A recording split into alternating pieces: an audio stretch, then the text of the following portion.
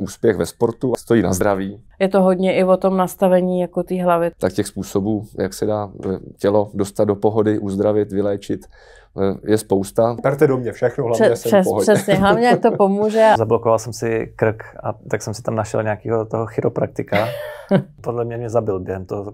A já se ti směje trošku. To je pravda. Já jsem zažil stavy, kdy jsem jako umíral. Jsme prostě si řekli, jo, zkusíme to, prostě svěťák. Tak jsem si tu nohu prostě dal do sněhu. Normální člověk by se asi za zdravýho úplně jako nepovažoval. Jo. Pak za náma přišel trenér a říká, tady máte ty čísla, já jí zabiju. Si říkáš, no tak to nemůže prostě zvládnout. Nebejte jako pusy, no, když to řeknu.